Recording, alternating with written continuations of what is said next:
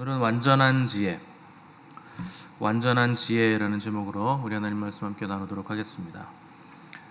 되게 성공하는 사람들과 지능, IQ의 상관관계를 보면 보통은 일반적으로 IQ가 높고 똑똑하면 성공할 것 같은데 정반대입니다.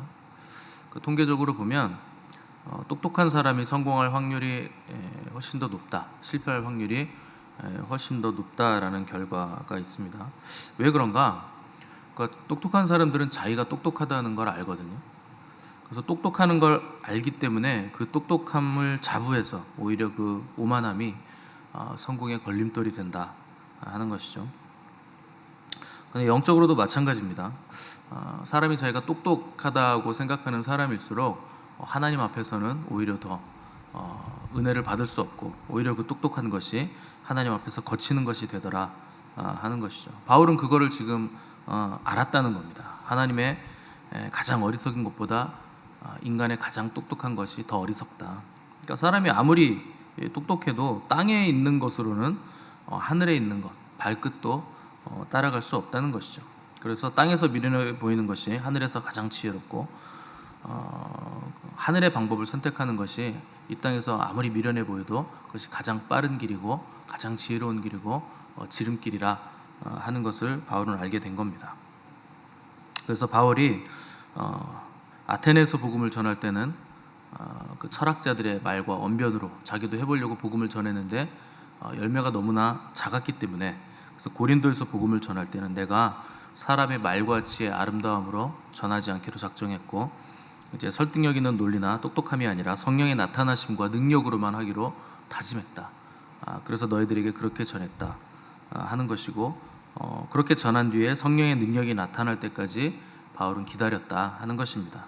그 기다리는 과정에서 바울은 두렵고 떨림이 있었다는 것이죠. 과연 이렇게 전해서 복음의 능력이 나타날까? 좀 더 언변과 똑똑함으로 이 사람들을 설득해야 되지 않을까 싶었는데 전혀 그런 걱정이 기우였다. 오히려 어느래도 복음만을 그냥 전했을 때 성령님의 능력이 너희들에게 강하게 나타났다 하는 것이죠. 그래서 고린도 교회는 성령님의 은사가 그 나타나심이 굉장히 강하게 나타났던 교회였습니다. 그래서 바울은 나는 자랑할 것이 나의 약함이다, 나의 부족함이다, 여기까지 나아가게 됐다는 것이죠. 그러니까 우리가 문제는 하늘의 방법을 택하지 않는 것이 항상 문제입니다. 그래서 나를 강화시켜서 나의 똑똑함으로 하나님으로 하려고 하는 것, 그것 때문에 항상 힘든 거죠. 근데 사람이 강화되면 구원이라는 거, 은혜라는 것 자체가 훨씬 더 어렵고 불가능하게 되어 있습니다. 그러니까 우리가 처음에 예수님을 영접하게 된 것도 그 전적인 하나님의 은혜죠. 그 은혜 아니면 불가능한 거예요. 저는 몇 번 말씀드렸지만 5살에 혼자 교회 갔습니다. 제가 어떻게 그렇게 갑니까? 그 하나님이 전적인 이끄심이죠. 은혜죠. 태어나 보니 기독교인 집안이었다. 그것만큼 큰 은혜가 없죠. 태어났더니 그냥 교회를 가야 되는 상황이다. 그거 제일 큰 은혜입니다. 그러니까 그 전적인 하나님의 은혜 때문에 모든 사람들이 구원을 받은 것이고 그 은혜의 중심에 십자가가 있더라 하는 것이죠. 그러니까 만약에 다른 어떤 것 때문에 우리가 구원을 받았다면 그 사람은 그리스도인이 아닌 거예요. 십자가의 은혜, 하나님의 전적인 은혜로 구원받아야 그 그리스도인인 거죠. 근데 사람들은 신앙생활을 하면 할수록 그리스도인들이 교회 안에서 다른 걸 찾습니다. 십자가의 은혜, 그게 나를 살린 것인데 어떤 다른 것, 뭔가 좀 대단한 것이 있지 않을까 해서 어떤 사람들은 지혜를 찾아다니고 그 지혜를 찾아다니는 사람들은요 성경 공부 진짜 열심히 합니다. 뭐 성경 공부 좀 잘 가르친다는 데 있으면 또 가서 일부러 또 가서 공부를 또 하고 배우기도 하고 또 어떤 사람들은 은사를 찾아다니죠. 그래서 은사가 강하게 나타나는 곳을 찾아다니기도 하고 또 어떤 사람들은 뭐 기적이 나타나는 현장들만 추적해서 또 찾아다니시는 분도 있죠. 물론 다 귀하죠. 복된 것이고 하나님께서 우리에게 선물로 주신 것들입니다. 그리고 굉장히 유용하고 또 교회를 세우고 성도들을 세우는 데 은사는 반드시 필요한 것이고 기적도 때에 따라서 하나님이 우리에게 주셔야 하는 것들이죠. 근데 문제는 그것이 목적이 되거나 그것이 우리 신앙생활의 중심이 됐을 때는 반드시 문제가 생긴다 하는 것이죠. 그러니까 기본적으로 그리스도인의 출발점, 그리고 중심에는 뭐가 있는가 하면 그 좌표의 0점에는 십자가가 있는 겁니다. 그 0점에 십자가가 있어야 X축으로 얼마 가든 Y축으로 얼마 가든 좌표가 찍히는 것이지 0점이 없이 어떻게 좌표를 찍습니까? 그러니까 항상 그 시작점, 중심, 그 0점에는 예수 그리스도의 십자가의 은혜가 있다 하는 것이죠. 그런데 신앙이 성숙하면 성숙할수록 사람들은 십자가를 잃어버립니다.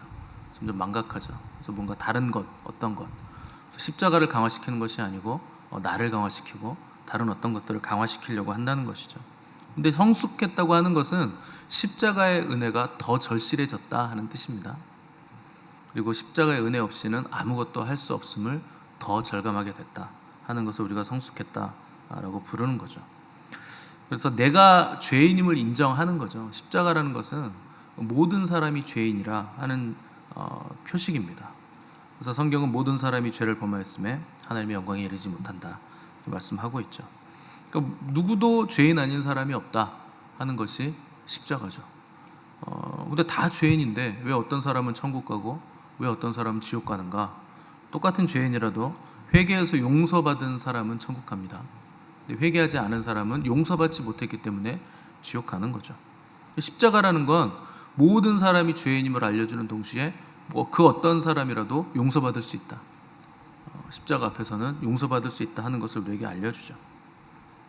그래서 은혜라는 겁니다. 내가 억지로 짜내가지고 온갖 기술을 다 부린다고 해서 은혜를 받을 수 있는 게 아니죠.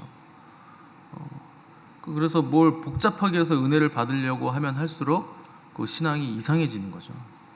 많은 그리스도인들이 은혜 받으려고 몸부림을 칩니다. 은혜 받으려고 하는 시도 너무나 귀한 거죠.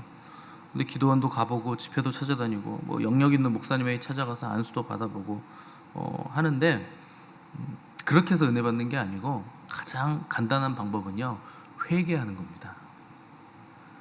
모든 문제는요, 용서받지 못해서 생기는 문제고 용서하지 못해서 생기는 문제들이에요. 저희 교회는 그 영적인 문제 있는 분들이 이렇게 찾아오시는데 기본적으로 상담을 해보면 문제는 딱 하나입니다.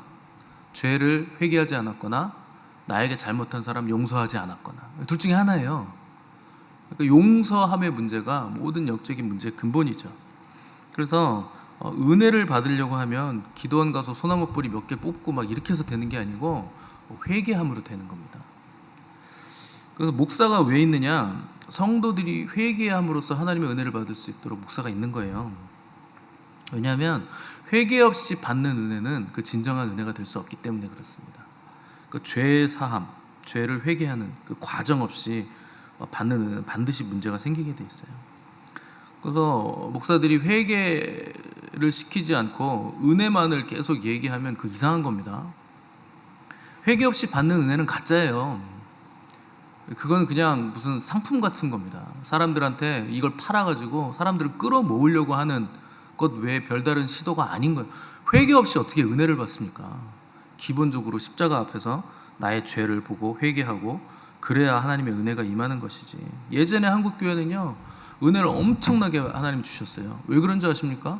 모일 때마다 회개했거든요. 그러니까 울고불고 통회 자복하고 난리가 났어요. 일주일 동안 울고 회개하면서 대굴대굴 구르고 그래가지고 사람들이 입신하고 하늘이 열리고 온갖 기적들이 다 일어났던 거죠. 그러니까 오늘날 사람들은요, 너무 수준이 높아지셔가지고 그리스도인들이 그런 것들은 아주 변변찮은 무슨 은혜인 것처럼 아주 수준 낮고 원색적인 별 볼 일 없는 은혜인 것처럼 얘기하면서 아주 고차원적인 말씀으로 은혜를 받는다 하지만 말씀이 뭔지 모르는 거예요. 진정한 말씀은 능력이 나타납니다. 어떤 능력이 나타납니까? 가장 먼저 회개하는 은혜가, 그 능력이 나타나죠. 회개의 영이 임하는 거예요. 성령이 나타나시면. 그래야 진정으로 하나님의 은혜가 임한다는 것이죠. 근데 오늘날 현대교회 문제는 회개가 없다는 게 문제죠. 지금은요, 회개하라고 지옥 간다 그러면요, 사람들이 그 교회 안 나옵니다. 너무 원색적이고 거칠다고. 근데 여러분, 초대교회를 보십시오. 베드로가 성령의 충만함 받은 데 설교했을 때 사람들이 했던 건 전부 다 회개예요. 우리가 어찌할꼬, 우리가 이 죄를 어떻게 할꼬, 애통하는 거죠.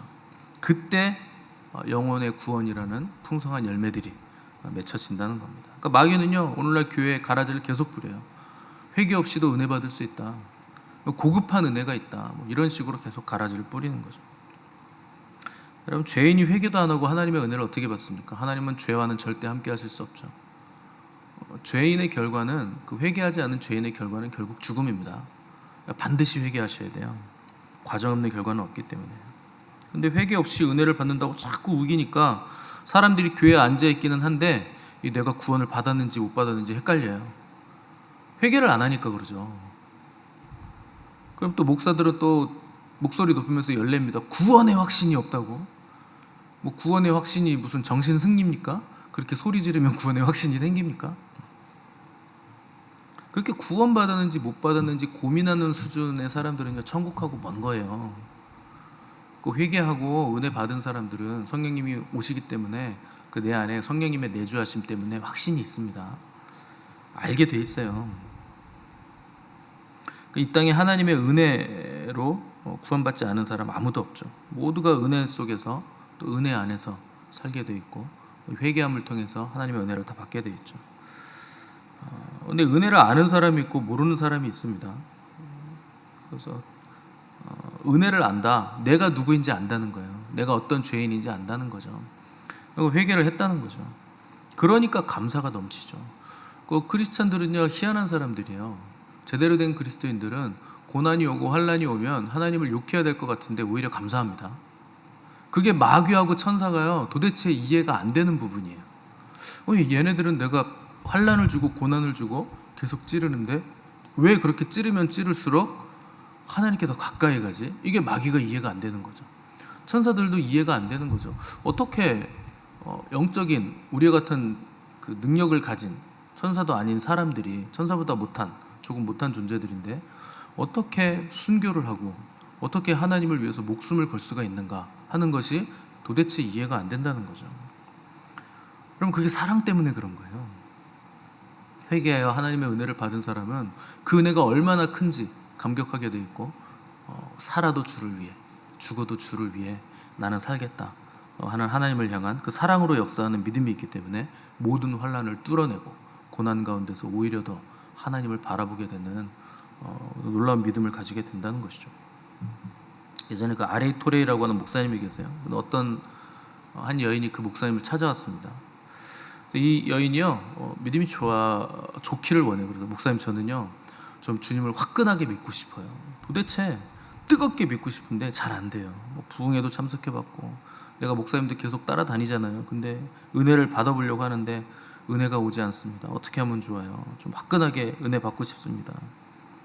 그래서 목사님이 물어봅니다.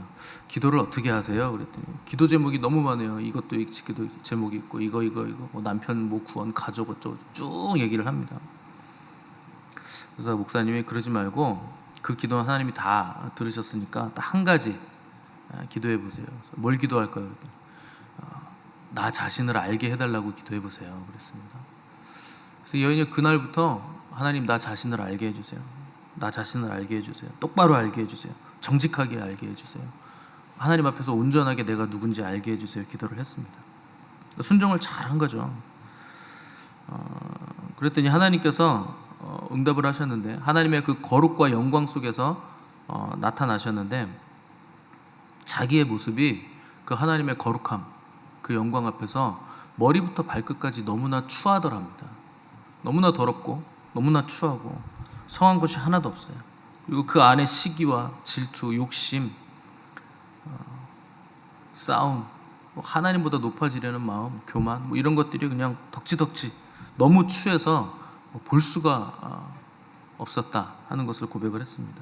그러고 나니까 가족들 보는 것도 너무나 부끄럽고 그동안 남편에게 왜 교회 좀 가자 그래서 잔소리 했던 것도 너무나 부끄럽고 남편이 또 쫄래쫄래 따라왔습니다. 교회를. 그래서 와가지고 앉아가지고 졸고 갑니다. 그래서 맨날 자기가 핀잔을 줬대요. 좀 말씀을 좀 들어봐라. 그래야 변화가 생긴다. 그러니까 남편이 어느 날 묻더랍니다. 그래서 그렇게 은혜 받고 변화가 생기면 어떻게 되는데? 이렇게 물어보더랍니다. 그런데 나처럼 되지라고 얘기를 못 하겠더래요. 나처럼 되는 거지 라고 얘기를 못 하겠더라는 겁니다. 부끄럽다라는 거죠.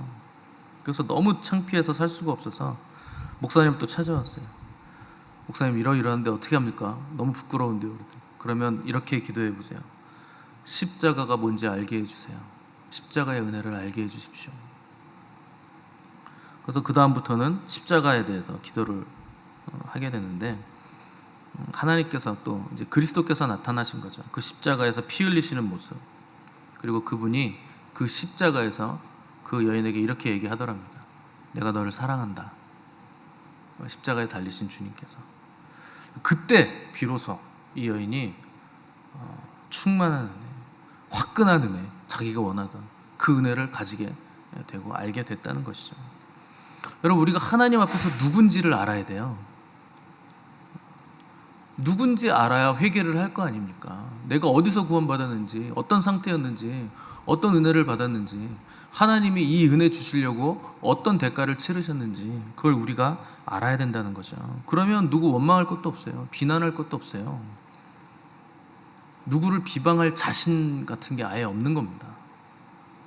섭섭함, 억울함, 분한 거 택도 없는 거죠. 십자가 앞에서. 그 은혜를 모르니까, 알았어도 망각했으니까 다른 사람 욕하고 비방하고 원망하고 시기하고 질투하는 거예요. 그럼 십자가에 내 공로가 있습니까? 우리가 받은 구원의 공로가 있습니까? 내 진실, 내 노력, 내 의, 아무것도 없죠. 내 지혜 없어요. 십자가 앞에서 그런 거는 다 없어지는 겁니다. 싹 다 사라지는 거예요. 나라는 존재 자신이 없어지고 주님만 실제 하시는 분으로 남게 되는 것, 그것이 십자가죠. 그래서 하나님을 믿는다는 거, 이 은혜가 점점 선명해진다는 겁니다. 근데 문제는요, 이 은혜가 우린 점점 흐려진다는 게 문제죠. 그러니까 성장도 없고, 성장이 없으니까 성숙도 없죠. 여러분, 신앙생활을 하시다 보면 점점 단순해지게 돼 있어요. 그래서 제가 말씀드리잖아요. 은혜를 받으면 받을수록 가장 먼저 나타나는 특징, 멍청해진다. 똑똑함이 사라져요. 그래서 가장 먼저 나타나는 현상, 돈 계산이 안 된다. 거스름돈 얼마 받아야 되는지 모르겠고, 받았긴 받았는데 제대로 받았는지도 모르겠고 멍해지죠. 그 세상의 그 스마트함, 똑똑함이요 사라지는 거예요. 여러분, 가만히 보면 정말 지혜로운 거는요 심플합니다. 그리고 정말 귀한 것은요 값없이 주어져요. 신앙생활 해보십시오. 오래 살아보신 분들은 되게 다 아실 거예요. 사람들이 뭘 복잡하게 만들어가지고 비싼 돈 받고 팔아먹는 거요, 그거 되게 비싸죠. 근데 그거 사서 써보면 부작용이 있어요. 사람들이 만들어 놓은 건. 약도 그렇잖아요. 의료계도 그렇잖아요. 뭔가 몸에 좋다고 해서 맞으면 부작용이 있죠. 먹으면 부작용이 생기죠. 그럼 또 그 부작용 때문에 또 다른 약 먹어야 되고, 또 다른 치료 받아야 되고, 그런 복잡함들이 계속 생겨요. 사람이 만든 건 그렇습니다. 근데 정말 귀한 거, 하나님이 주시는 건 부작용이 없어요. 그리고 값없이 주세요. 그리고 굉장히 단순합니다. 그게 햇빛, 공기, 물 이런 거 전부 다 그냥 주시잖아요. 값없이. 햇빛을 어떻게 우리가 값을 매겨서, 매긴다 한들 우리가 어떻게 갚습니까? 그 값어치를. 우리가 가진 돈, 재산으로 그걸 갚을 수 있을까요? 택도 없죠. 갚을 수 없는 은혜는요 하나님이 값없이 주세요. 그게 진짜이기 때문에 값없이 주시는 거죠. 하나님이 주시는 건 다 은혜입니다. 그래서 값없이 우리에게 오는 거예요. 바울은 오늘 본문에서 은밀한 가운데 있는 하나님의 지혜를 말한다. 세상이 말하고 추구하는 그 놀라운 지혜들, 너희들이 좋다고 말하는 지혜들, 나는 그런 걸로 말하지 않겠다. 그러나 은밀한 가운데 있었던 하나님의 지혜는 내가 말하겠다.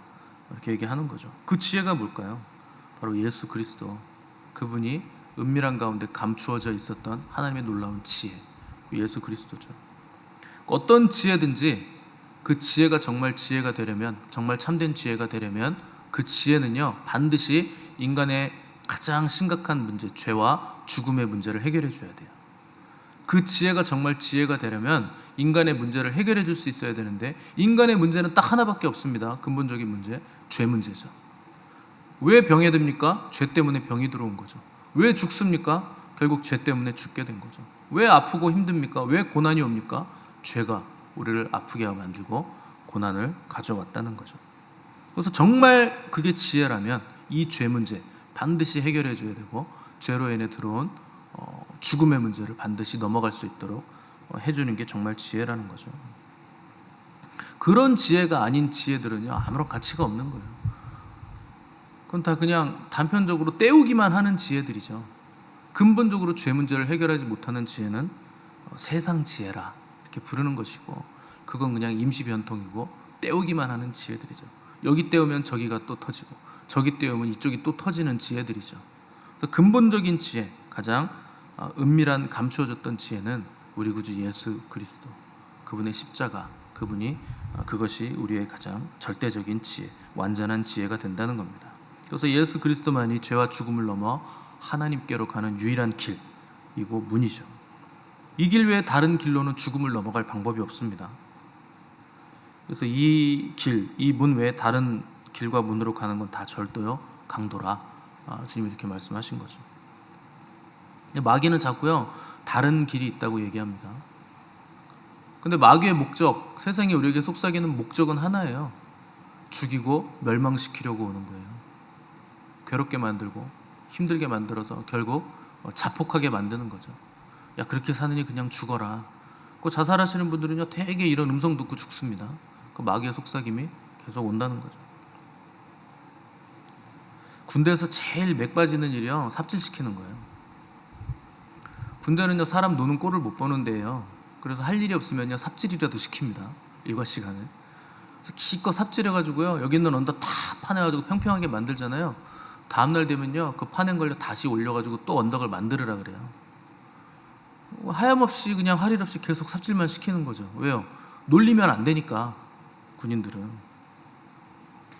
그러니까 삽질을 하긴 하는데, 땀 흘려서 열심히 하긴 하는데, 영문도 모르고 이유도 없이 삽질만 하는 거죠. 그래서 우리가 쓸데없는 짓 할 때 뭐라 그럽니까? 삽질하네 그러잖아요. 삽질하고 있다는 거예요, 계속 이유도 없이.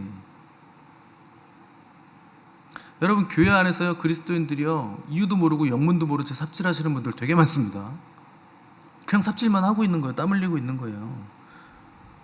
말은 그럴듯하게 천사같이 하는데 능력은 없어요. 그래서 바울이 그러잖아요. 나는 말과 지혜의 아름다움이 아니라 성령의 나타나심과 능력으로 한다. 그 사람이 정말 능력이 있다면 성령의 나타나심과 지혜의 능력이 정말 나타나는가 하는 걸 본다는 거죠. 그래서 바울도 고린도 교회에게 자꾸 말로 바울을 공격하니까, 너희들 말이 많은데 딱 기다려라. 내가 가서 정말 너희들의 말에 능력이 나타나는지 내가 확인해 보겠다. 그 말로 되는 게 아니에요. 지혜로 되는 게 아니고. 그거 다 삽질입니다. 그래서 우리는요, 하나님 앞에서 더 미련해져야 돼요. 자꾸 하나님 앞에서 내가 지혜로워지려고 하면 안 됩니다. 미련할수록, 지혜가 없을수록, 약할수록, 죄가 많을수록 하나님 앞에서는 더 큰 은혜를 받을 수 있는 거예요. 그래서 하나님만 붙잡으셔야 됩니다. 뭐 다른 지혜 붙잡으려고 그러지 마시고, 다른 능력 붙잡으려고 하지 마시고, 말씀만 붙잡으셔야 되는 거예요. 그게 가장 높은 지혜고 가장 빨리 가는 지름길입니다. 세상이 아무리 말이 많고 시끄러워도 우리는 결론을 압니다. 결론은 예수 그리스도예요. 그냥 이거 붙잡으면 되는 거예요. 그분 붙잡으면 되는 거예요. 뭘 돌고 돌아서 삽질을 합니까? 주님 붙잡으면 되는 건데. 예수 그리스도 안에서 세상은 결국 통일되게 돼 있습니다. 만물이 그에게서 나왔고 다시 그로 돌아가기 때문에 결국 주님이 온 우주를 통치하시고 우리가 주님과 함께 다스리도록 되어 있습니다. 그분을 붙잡은 자들은 그분과 함께 다스리게 될 겁니다. 누가 가장 지혜롭고 총명한 사람인가? 가장 지혜로운 그분을 붙잡은 사람들, 그들이 가장 지혜로운 사람들인 거죠. 여러분, 오늘도 그분을 붙잡으시기 바랍니다. 세상은 도전하겠지만 많은 사람들이 자기들이 지혜롭다고 우리에게 도전해 오겠지만 대응할 필요 없는 거예요. 우리는 주님만 붙잡으면 되는 것이기 때문에, 결국 최후 승리는 주님께서 이루실 것이기 때문에 우리는 그분 안에 거하면 된다는 겁니다. 그러면 모든 문제들이 하나씩 하나씩 다 해결이 되는 겁니다.